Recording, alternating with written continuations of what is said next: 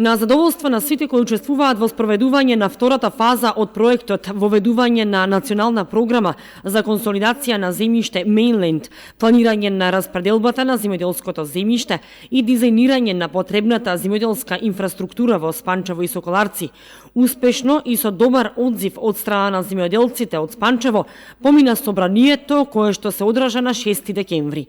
На 20 декември е закажано ново собрание на учесници во село Соколарци. Едни од регионите кои што ги работиме активно се во Кочанскиот дел, односно во општината Чешиново, Облешево, Соколарци и Спанчево,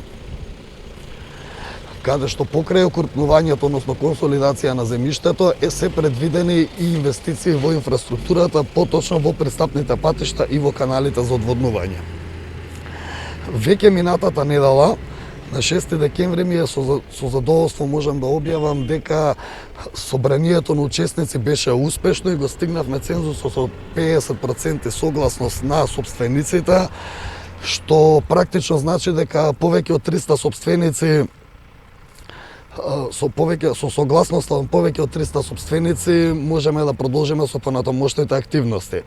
Веќе во овој период интензивно ќе работиме и во подрачјето Соколарци, каде што очекуваме на 20 декември повторно успешно да го повториме собранието и да продолжиме со останатите активности кои што се предвидени со цел да стигнеме до заедничката цел окрупнување на парцелите и подобрување на инфраструктурата.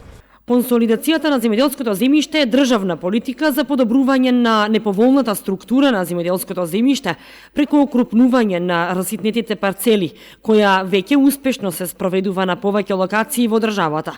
Во ноември 2019 и јануари 2020 година, со усвојување на плановите за распределба на земјиштето од страна на собствениците во село Конче, општина Конче и село Егри, општина Битола, истите станаа првите успешни проекти за консолидација во државата. Оваа година постапки на консолидација се реализираат во други 8 подрачја, вклучително и во Соколарци и Спанчево, во рамки на проектот Mainland, финансиран од Европската Унија. Главна цел на консолидацијата е решавање, односно преуредување на земјоделско земјиште. Удираме на големата расцепканост и застарената, односно неупотреблива инфраструктура земјоделска, која што не лежи неупотреблива на земјоделскиот терен. Покрај тоа и во земјишните книги големо средување на имотната состојба кај земјоделските производители.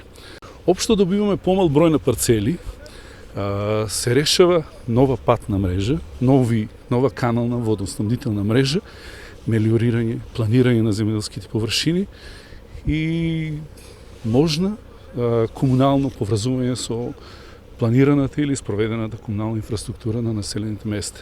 Тасевски ги повика имателите на земјоделско земјиште да присуствуваат на собранието на учесници во консолидацијата, што ќе се одржи во Соколарци на 20 декември, со цел со мнозинство усвојување на планот за распределба на земјоделското земјиште во постапка за консолидација.